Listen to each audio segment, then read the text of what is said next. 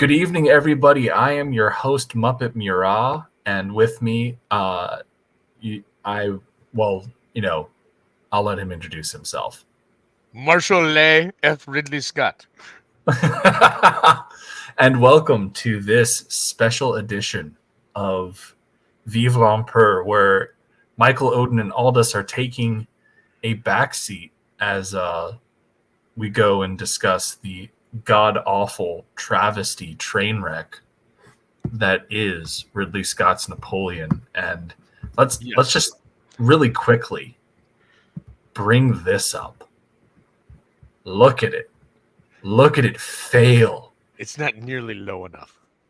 It's not low enough, but I'll take this W.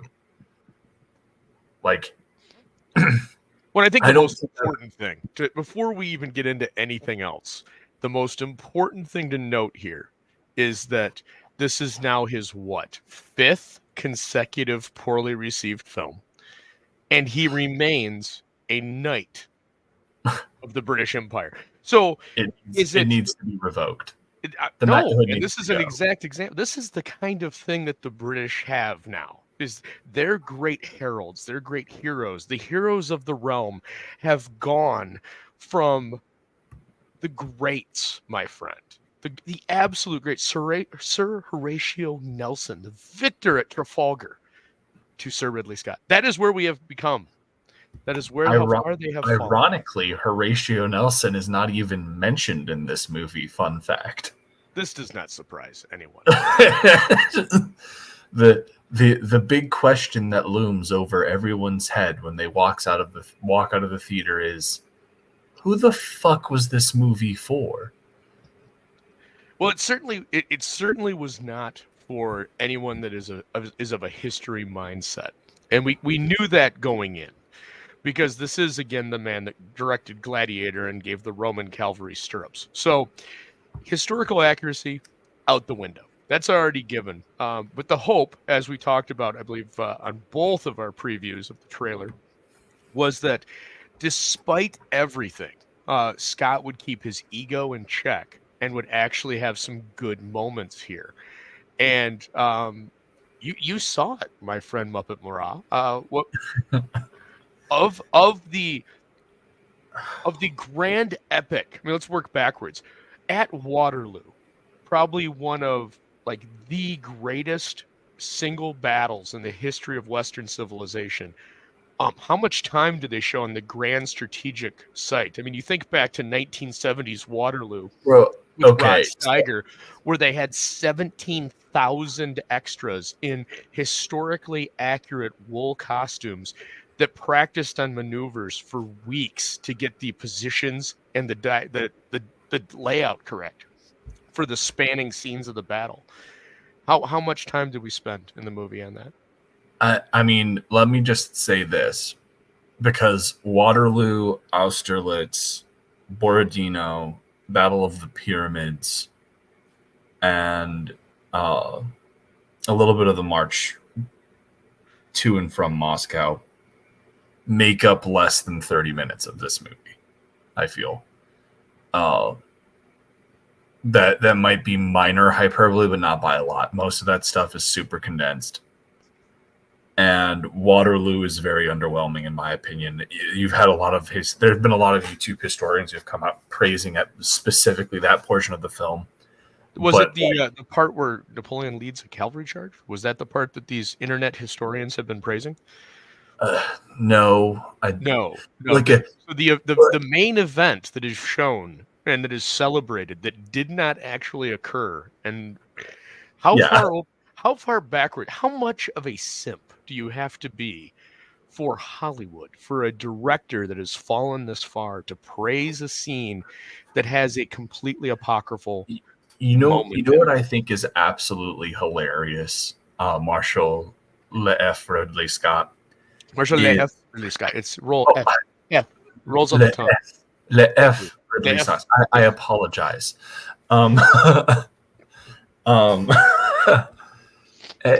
And the first person that points out that the hat is not actually technically a French marshal's hat, congratulations, you win a prize. Oh, you just had to give yourself the prize then, didn't you? I So did. Well, I signed in today and saw Muppet Marat and felt that I had to do something to contribute here. Fun. And so, I'm limited with what I can do in paint in 5 minutes. So. Snuggy says, I come not to praise Napoleon, but to try his pastries. Let me tell you this. We actually have like a solid amount of people in the chat here this evening. Even if you discount our obligatory 2 for you and I. But and we'll say hello to them real quick. But what I will say is it was worse than I was expecting. There were moments. We have the extra hour and a half that will be added in the director's cut when this drops on Apple TV. And it's all going to be about Josephine. Exactly. And that's the thing that fucking blows my mind is that you have these YouTubers and these historians who are like, I think that it's really going to benefit from the additional hour and a half for the 4-hour movies. And I'm like, I mean, maybe if they actually fleshed out the battle sequences or, buffed up the timeline to make the pacing not a ginormous disaster. But here's the thing, and granted, none of that's going to be the case, and we are guilty of this as well. But this is the grand thing, right? At the end of the day, it's the internet. Anybody can stand up and say like, "Oh, I'm a historian. Let me tell you why I love this." And no. If you come to this show, you know that we usually at the end or when I'm citing something, I will cite the text that it came from. If I'm doing battle statistics, I try to provide solid graphics that show you that are historical representations, as we did with the battle of where the French Navy was defeated, that show you the actual original drawings by sailors that were then used to do the map layouts that I'm using. I try to show you as many primary sources and secondary sources as possible that go along with whatever I'm saying. In the case of most of these buffoons online, it's like talking about the historical context of King Arthur with regards to the Winter King. It's a joke. Jeremy Ice and Fire is joined and is already poking the bear. That's great. we got a stacked house tonight. This is insane. I guess before we go any further into this, they came for the rant, but they're staying for the icons. Of course, absolutely. So first person in the chat this evening is the wonderful arrogant ape. Whatever Ogden's reaction is to this movie, it's well deserved. Oh boy, ape has heard it all from me, from text messages to phone rants. Then obviously, number 2 is Aldous on the Farm. I'm sure you've heard of him, Marshall Le F. Ridley Scott. Miranda has joined us in the chat. This clown's here. Snuggy Jr. has joined us. Welcome, Snuggy. Gonna scroll down a bit. We've got a B-Rose has made a Wild B-Rose has made an appearance. We've got a comics mate, Dean James. Dean! Always great to see Dean. Yeah, always good to see Gene. And then, as I said, we got Jeremy Ice and Fires is in the chat. I'm sure he's all sorts of giddy because they released the trailer for season 2 of House of the Dragon, and everyone that I know that's seen it has said that the second season's looking pretty good. Could you go ahead and do me a favor, Odin? Could you pull up one of your own comments? One of Nine Realms Publishing. I was about to say, I don't know what you're talking about because Muppet Maria has not made any comment in the chat. Yes. If you could pull up one of Nine Realms' comments for me, please. Which one? It doesn't matter. There we go. For those of you that aren't aware, and you probably aren't because he never promotes it, Nine Realms Publishing currently has a book available on Indiegogo called Judex. If my co-host actually wrenched me in the chat of the show that I'm on, I would be able to drop a link. But since he hasn't, if any of you would be kind enough to go out and drop a link for Judex, in the chat. I could have So that sworn I people can wrenched check it you. out. Now, here's the thing. You can go and get a copy of Judex for $7 plus shipping, which is actually less than the cost of going out and buying a ticket for Napoleon, and you will be entertained. It's a better investment as well. Still a better love story than Twilight. Yes. Comics Week says this movie is going to help me pass my history test. I watched instead of studying. You're gonna get an F on that test, buddy. I'm sorry to tell you. B Rose is letting people know that he was a victim of my phone rant. I think everybody was, because I know I was. I talked to Hojo. You were the first person I talked to. I was driving into work and so Hojo mad. texted me. He's like, I don't know what the hell happened, but man, did I just get a rant.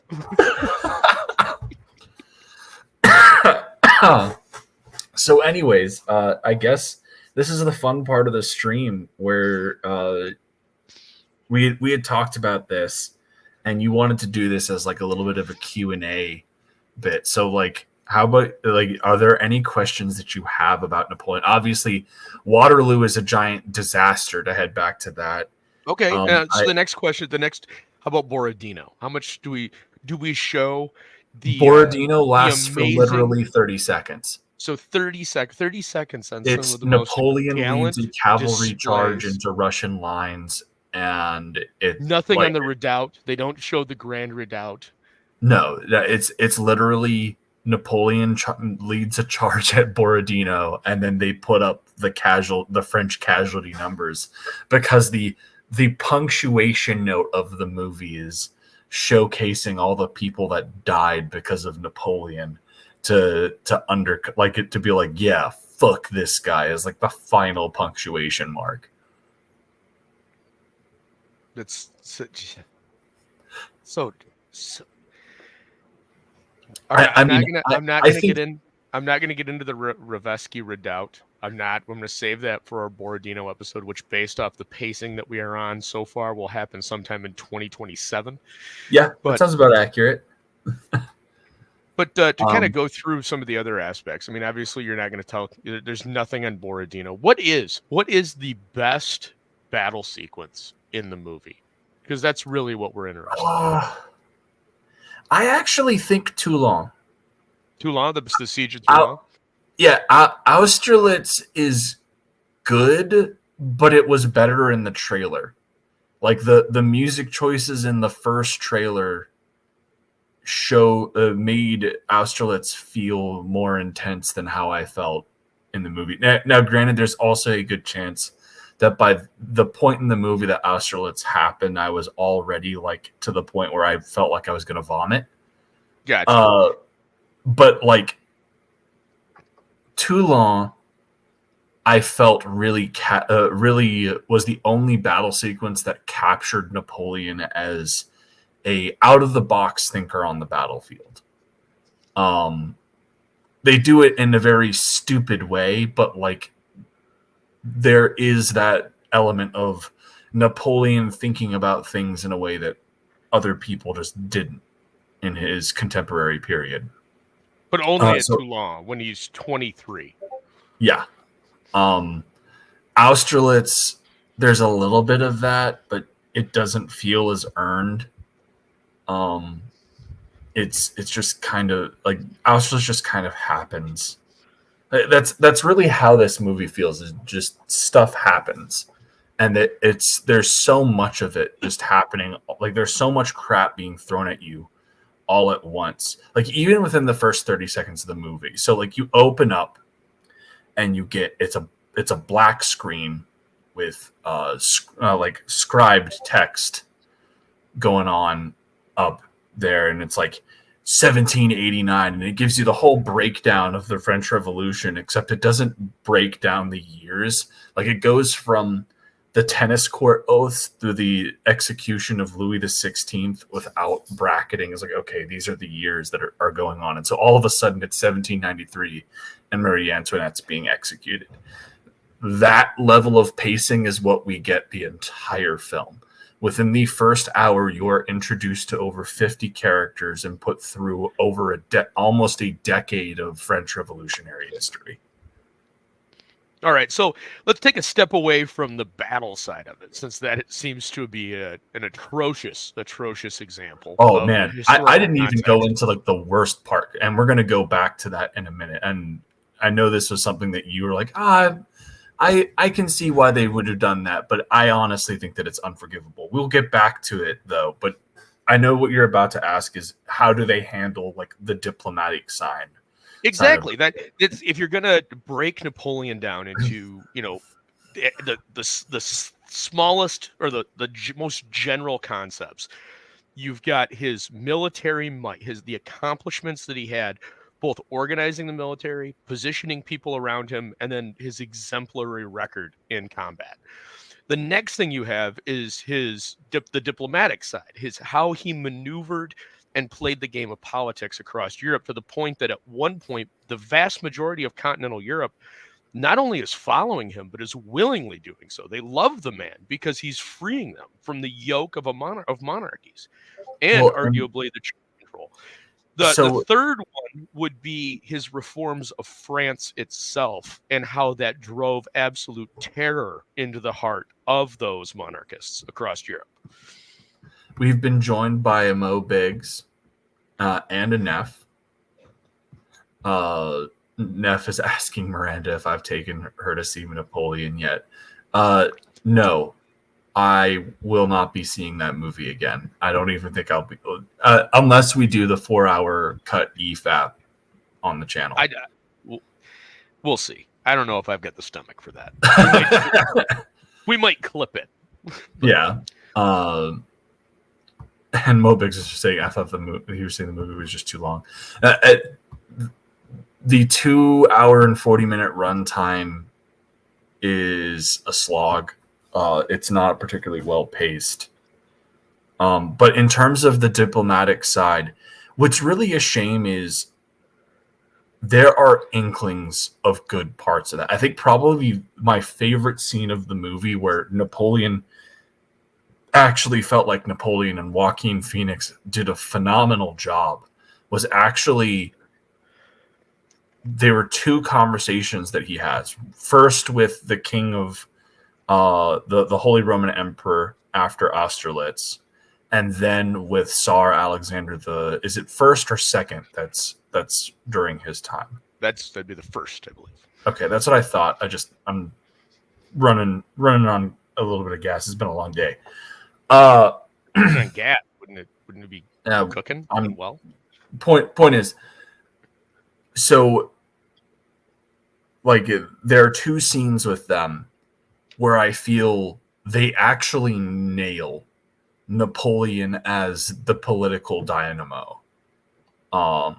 Where like the Holy Roman Emperor shows up after Austerlitz and the Tsar isn't with him, and Napoleon talks about having made an error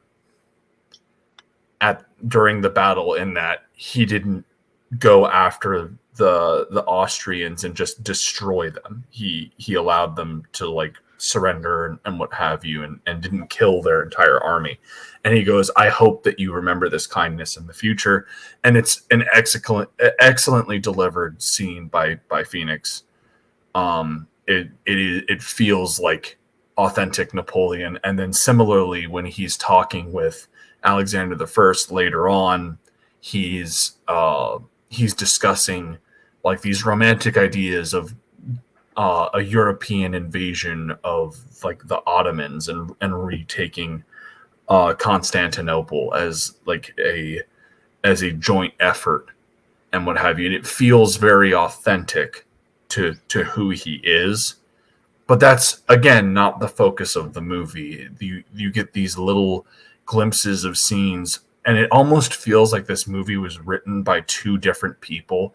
Like half the movie is written by a guy who just can't freaking write and has some of the cringiest dialogues on the face of the planet. Like the one scene that always just comes to my mind that just makes me mad about this movie is there's this sequence where Napoleon has sent out letters entreating both England and Austria for peace rather than going into war. And he approaches the British ambassador, and the British ambassador is kind of being an asshole, and so Napoleon like wigs out and just goes, "I'm so sick of you British. You guys think you're so great because you have boats," and then storms off. And I just remember being in the movie theater being like, they've made Napoleon a toddler. Right. Well, and And that's obviously that's the British coming through. I mean, even going back to the 1790s, that was what the British press portrayed him as. That's still today. That's why when you see him in like the old Looney Tunes cartoons, or you see any reference to him, the concept is always that he's short. That it's he was short and had a hot temper. That was British propaganda in political cartoons in their newsprint, and that's still today what we carry over. So, and yeah, I think actually the chat has come up with an excellent idea. When we do show clips, we just need to put Muppet characters over every actor and watch them in that way. If we can like get a like filter. Yeah, I'll take a couple weeks off my day job and recut the film with Muppets. Yeah, like for your unmonetized channel. That sounds like a wonderful idea. I mean, hell, I get notifications from YouTube all the time where it's like, "Hey, sorry, but you can't monetize this video because you showed this thing on here for X amount of time." And I go, "Bro, I don't even have a monetized channel. Is this even necessary?" No. Like of like 10 viewers per stream I do. And the chat's all talking about the Muppet version, and Miranda brought it up, and Mo Biggs is saying as long as there's plenty of Muppet marching footage, seeing them walk is always very interesting.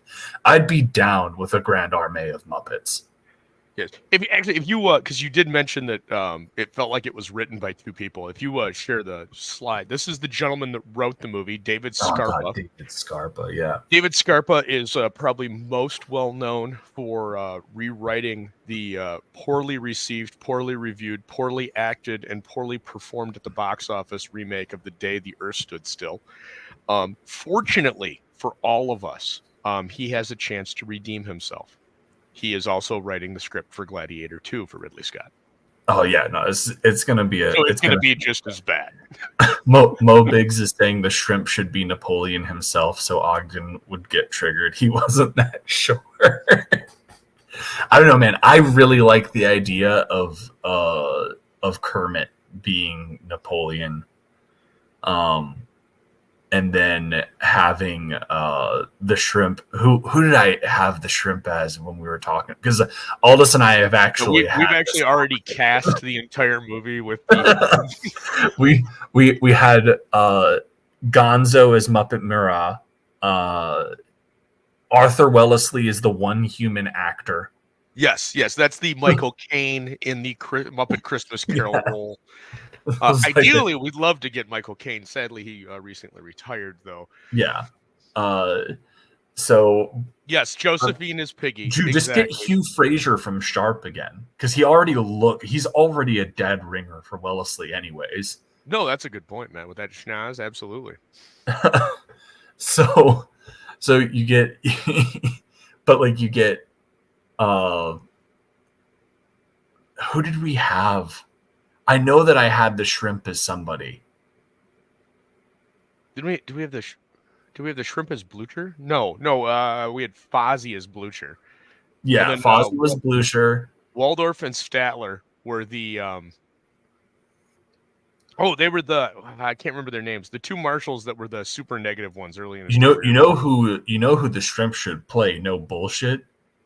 Maximilian Robespierre. Oh, that's perfect. That's it. I think that's who we are.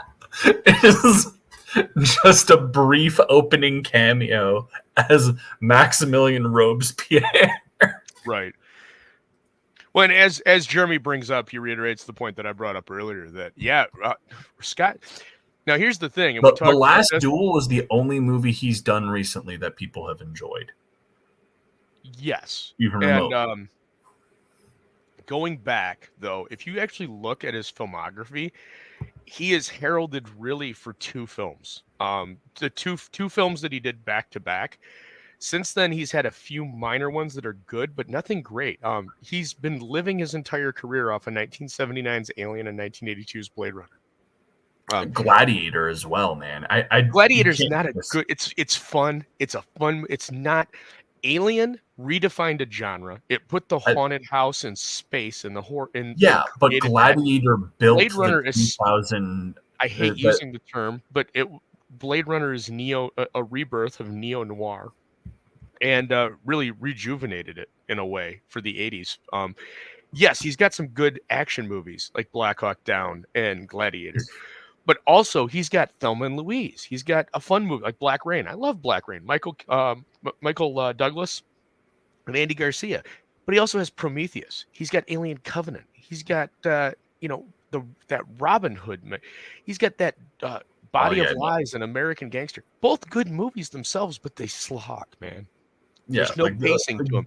He did Hannibal. He did G.I. Jane. He did White Squall, 1492 Conquest of Paradise, which should have been a fucking amazing movie. And instead we got just this mess that it's like he dropped film on the hands of some editor that didn't know what the hell they were doing. Until I look at 1492 and find out he probably edited it himself. Oh, look, he did. With the help of William Anderson, Francis Bonal, Les Henley, and Armin Meyerson.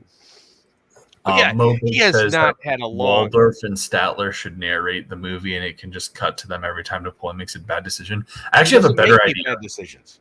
make Waldorf and Statler do what they did with with Marley from Muppets Christmas Carol, but make them Talleyrand. Oh, that's a good call. Just like the politician of that era, that somehow managed to survive 8 regime changes. Right. So yeah, I mean, long story short, to Jeremy's point, and I do concur with it, that Scott has certainly not been making grand films. He's been living on 40 years of the hype over 2 films, one of which he absolutely destroyed with the director's cut. I mean, I still don't see how you go back and watch the director's cut where they remove any question as to Deckard's status at all.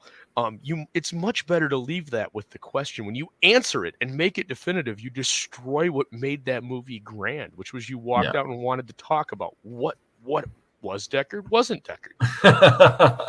Mo Biggs. Napoleon didn't make any bad decisions. Exhibit A, Josephine, which is really what the movie is about. She benefit. He needed her for a short period of time to benefit himself within the French court. She gave him some legitimacy because he didn't have it as a Corsican. Yeah. Well, and that's really the main focus of the movie, is his relationship with Josephine. And it's grotesque. So you remember the scene in Inglourious Bastards where they've got Goebbels hooking up with the French chick, and he's just furiously and uncomfortably humping her backside? Vaguely. Yeah. So we have 6 scenes of Joaquin Phoenix doing this to Vanessa Kirby in the film.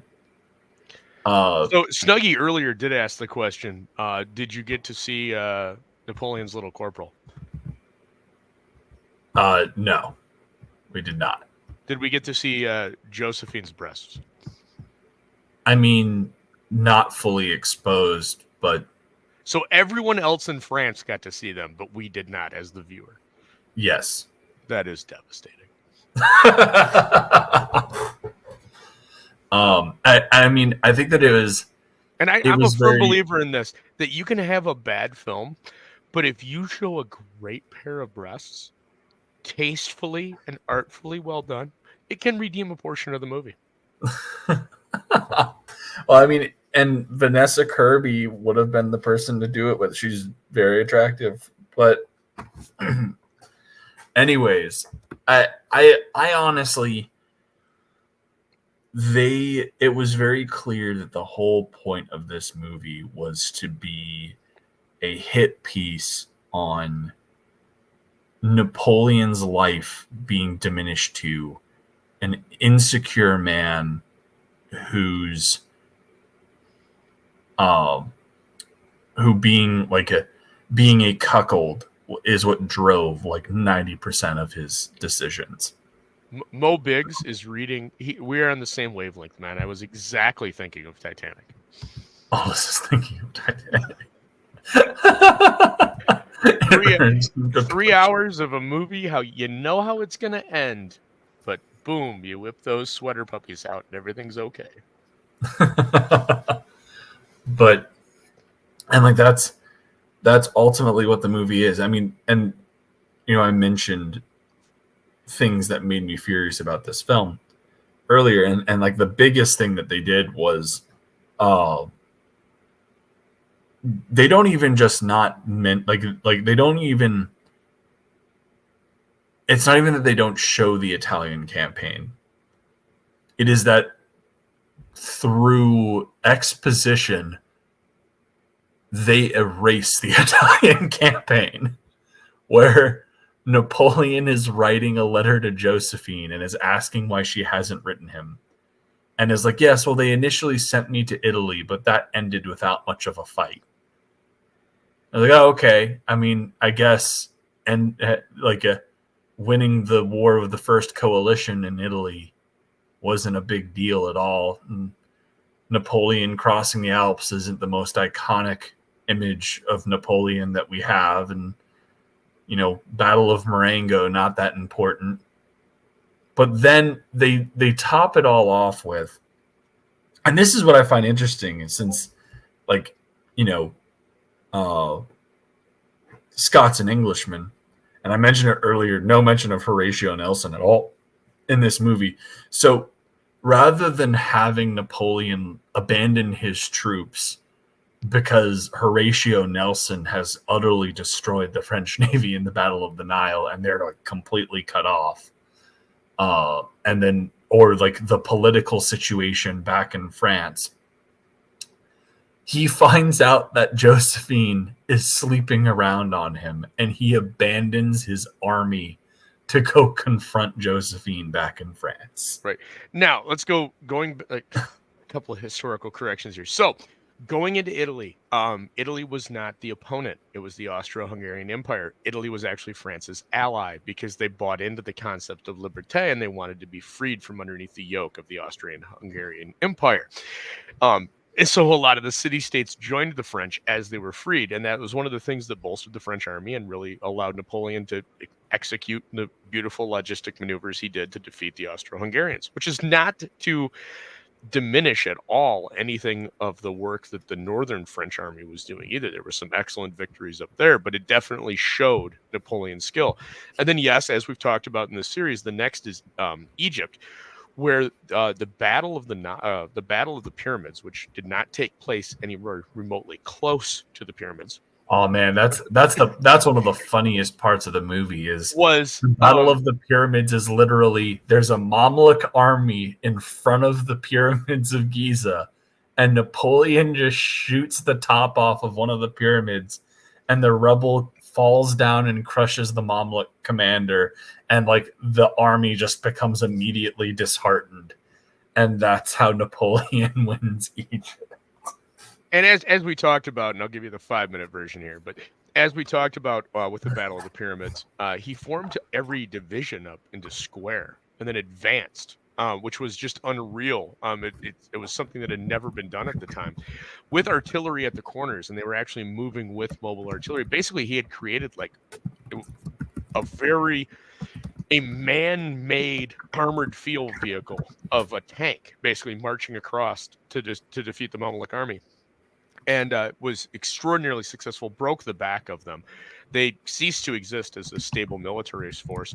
He then went on to conquer Cairo and then kicked ass everywhere. I mean, up into Syria, just did very well. It was the defeat of the French Navy at the Battle of the Nile that really defeated his cause, because he was left without any navy. Now, it wasn't all the French Navy; it was just the French Mediterranean fleet.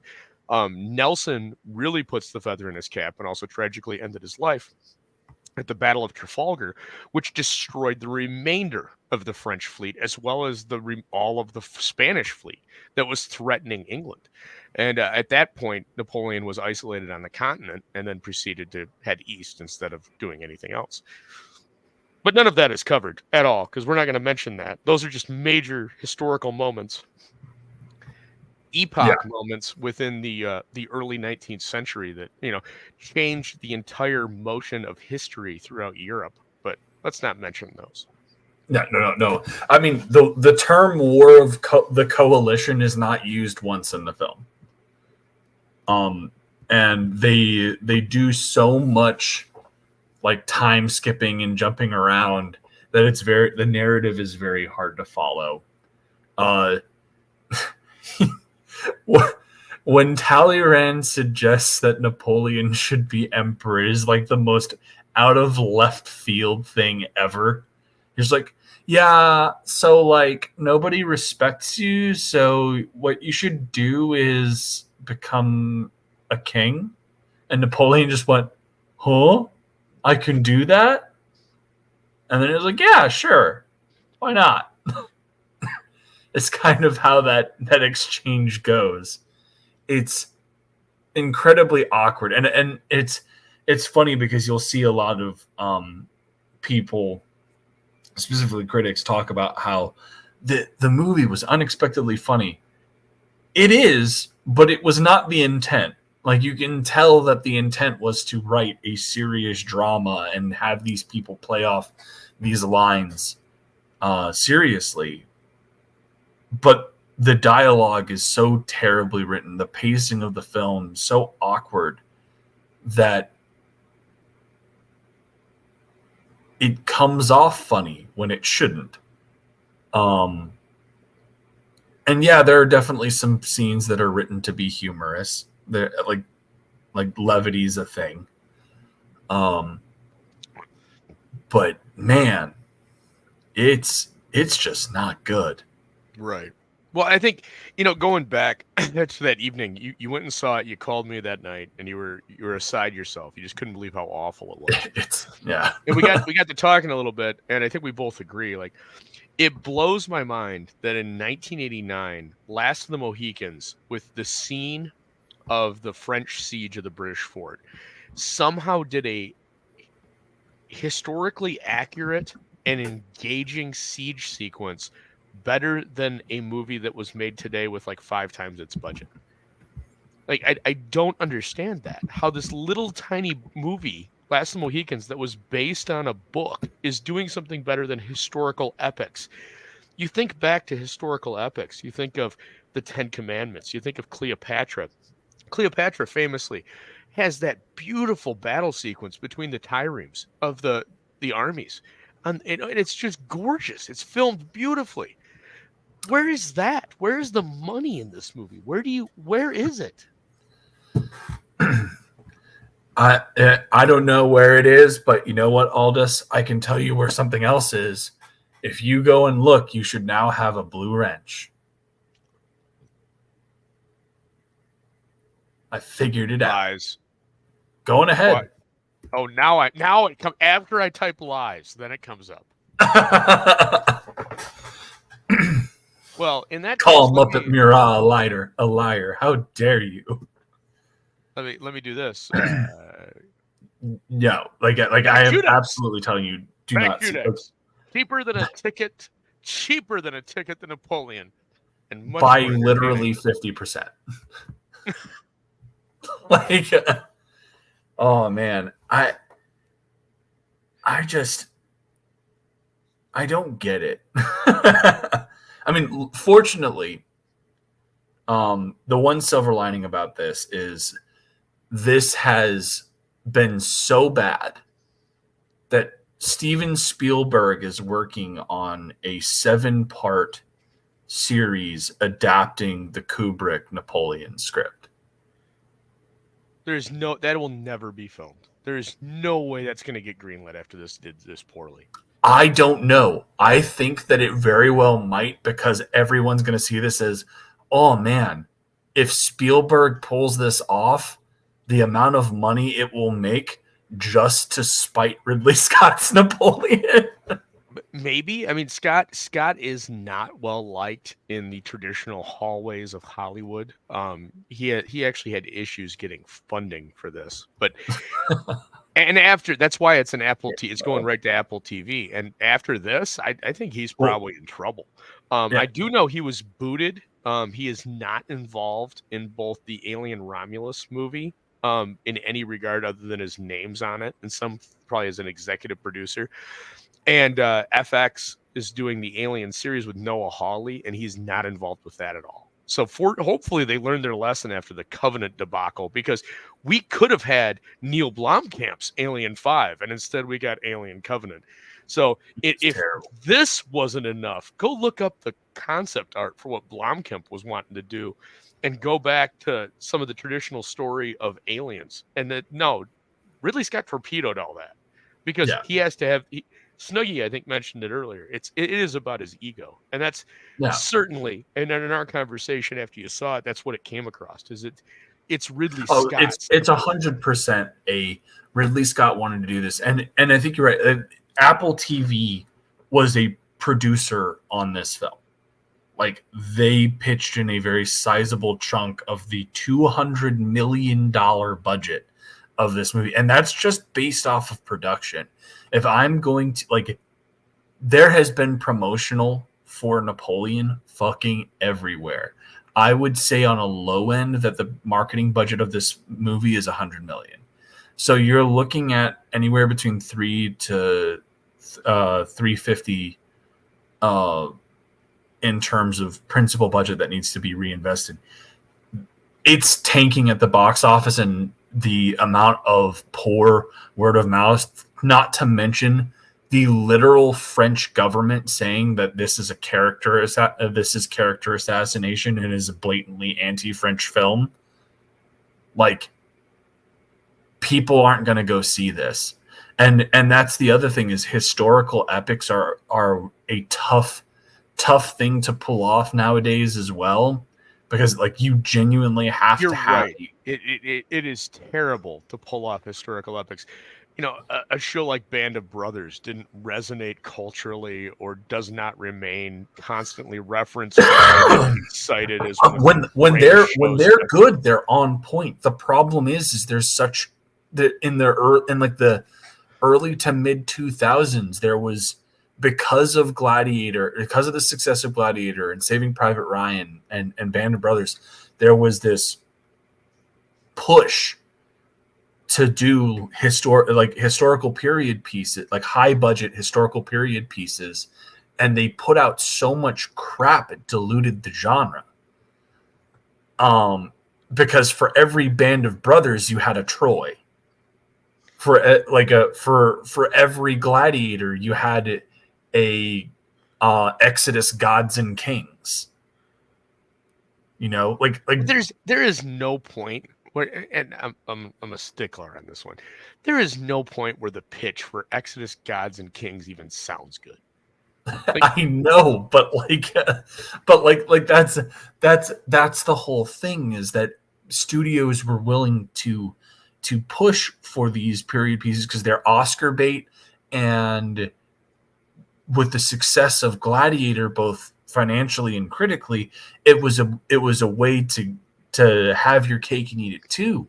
But they ended up churning out all of these disaster films, and I think really the film that started the downfall is I would say Oliver Stone's Alexander was like the big one, because everyone was excited for that. Like I don't shit on that nearly as much as you do. It's not a great movie, but at least you can see what Stone was trying to do. Exactly. Well, and that's I wrote like a small little blurb that I posted up on my Facebook, and I posted. Yeah, I know you didn't use my edit, and I'll never forgive you for that. I'm sorry, but like one of the big things that I mentioned in it is like it's very impossible to not compare this to Alexander, because while Alexander has a lot of flaws and is far from a good movie, you can see that Oliver Stone wanted to paint a nuanced portrait of Alexander by being true to the by being as true as he could be to the primary source material. And I can respect that. This is just a 2.5 hour long tantrum of Ridley Scott where he managed to pull his connections together to get him $200 million of funding. And it's a shame because the amount of things that he got to bring to the table in somebody else's hands could have been a fantastic film about one of the most important figures in history. And probably the most important figure of modern history.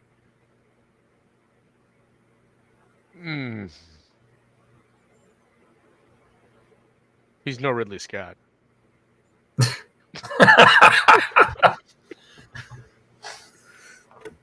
Oh.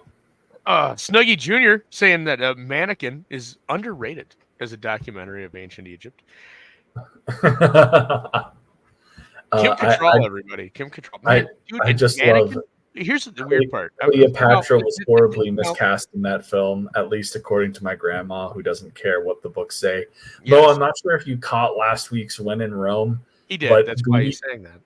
BBC Two is doing the frickin' is doing a Julius Caesar special, and like sandwiched in between actual historians is that same fucking lady who's like, Julius Caesar's the most dangerous type of demagogue. And I'm like, who the fuck are you? And why do you keep appearing in these antiquity pieces? He also notes that Spielberg released it in French with no subtitles. I felt that the decision to do what he did in West Side Story was fine, but whatever. Like, it didn't take $100 million to produce Judex. That's right, Judex.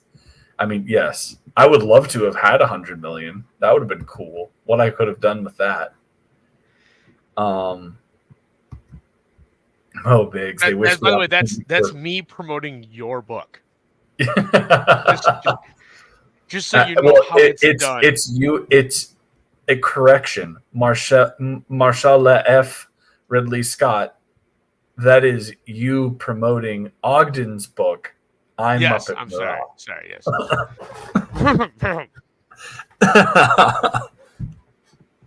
Sorry. They missed the opportunity for a Wishpolian 1-2 marketing punch.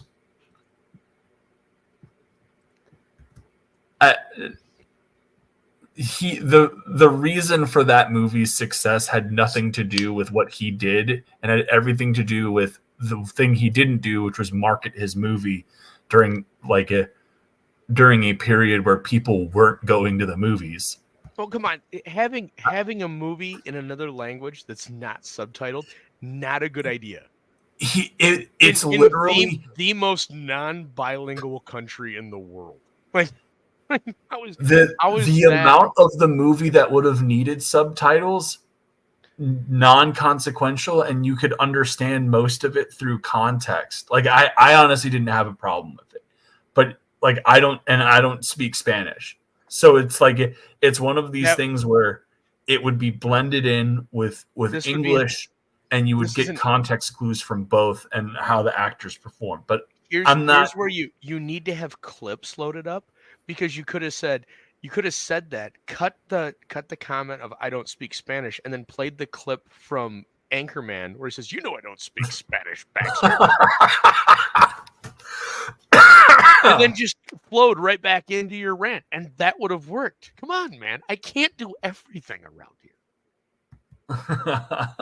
Exactly. It's hard to fly with eagles when you're surrounded by turkeys. But point is, moving on is like, I am hopeful that Spielberg will. I think the big thing is that Spielberg has his own production company. He can produce whatever the fuck he wants, right?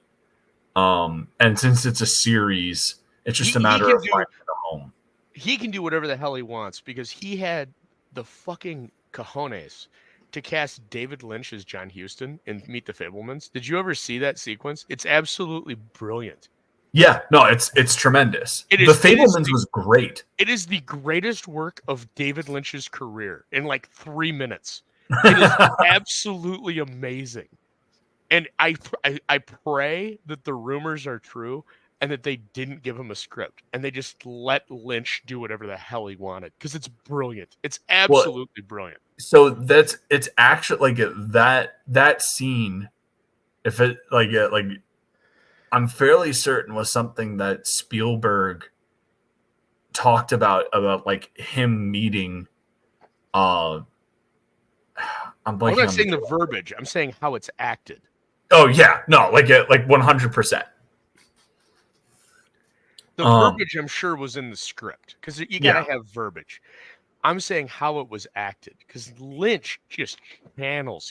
He crushed it. It was fantastic, and you can't cast that better. And I'm not a huge Spielberg fan. He's got a lot of misses.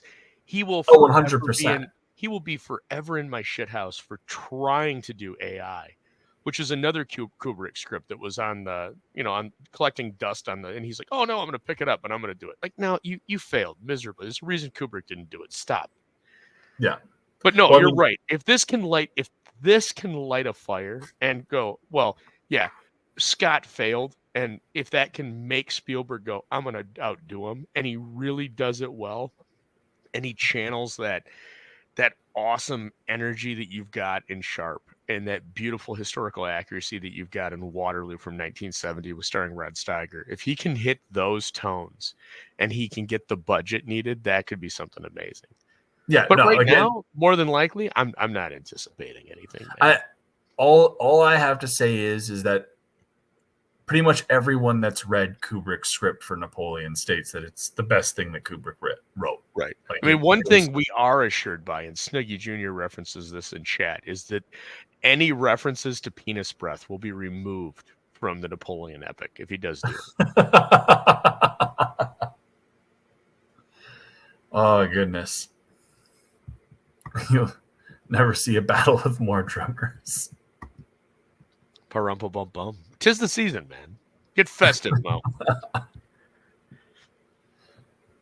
Goodness. One might say he was a pariah if you describe the secondary definition of that word. But anyways, yeah, ultimately Napoleon, I honestly, I knew it was going to be bad. I wasn't expecting it to be as bad as it was.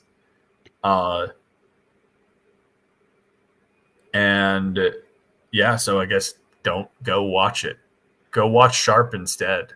There you go. I can't argue with that. I can't. No, I do find myself in a strange position because we've reached the end of the show. Dean was here earlier, and I was not prepared. I do not have a Bob Kane story. So instead, I will share this. Ed O'Neill, who famously played the father on Married with Children, Al Bundy, the reason he got that role, they were having a hell of a time casting it. And a casting guy that was involved in the series had seen Ed O'Neill in a play in northern New York. And he happened to be out in L.A. He was working on a failed pilot at the time. And they brought him in. And Ed did something that nobody else had ever done. He based it on an uncle that he had. And his uncle just gave up on life very early on. And he goes, the things my uncle would do is he'd walk in, come home from work, and my aunt would be like, I'm so sorry, the dog got hit by a car. And he'd go, oh, what's for dinner? Oh. And that's how he channeled that for Al Bundy. So when you see Al Bundy, every time Al Bundy reacts to anything, that's what Ed O'Neill was going for, is that nothing will faze me. Everything's the absolute worst. Just like Bob Kane is a human being. And that's how I react to everything. So that's the closest I can get to a Bob Kane story. That's it. That's all I got. All right. Fantastic insight from today's special host, Marcella F. Ridley Scott. Anyways, we are reaching that hour mark. Thank you guys so much for joining us Yeah. here in the chat. I hope you've enjoyed Miranda this. says, "Don't go chasing Napoleon." Yes, exactly. Please stick to the generals and the commanders that you're used to. 100%. Watch the original Napoleon Dynamite. Oh, sweet Jesus. Oh man, there's been a fantastic meme going around with that where they photoshopped Napoleon Dynamite's face over Joaquin Phoenix in the hat. And then my brother sent it to me on Instagram. Oh, where is it? Oh, you sent it to me. I can pull it up. Yeah, no, I sent it to you, but my brother sent it to me on Instagram, and the caption on the post was, "Wellesley, let me get your tots." And I spat take. It was pretty good.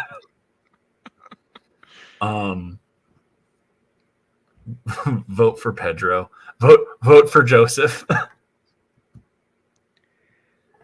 Yes, indeed. But anyways, guys, thanks so much for hanging out with us. This is your one-time host, Muppet Murat. You gotta. Before we go, you spent time on this. This was impressive work. We need to show off the full. Share that screen. Look at this. Oh, Look at this okay, beautiful yeah. piece. This is a gorgeous piece right here. Absolutely beautiful. The beautiful Muppet Murat. My fan cast of Gonzo the Great as Cavalry General Murat. And stay tuned for the cut here. We'll get a Muppet cut going of some. We might only be able to do a scene, budget and time associated. I would be so down. We should do a joke stream where we're just drinking and we come up with a full blown Muppet Napoleon pitch.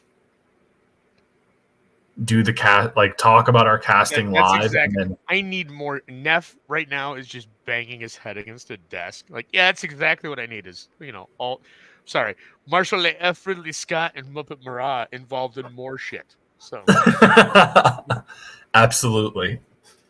All right, guys. You guys have a good night. Marshall F. Ridley Scott, thank you for joining me. This is Muppet Murat sounding off. Have a good evening.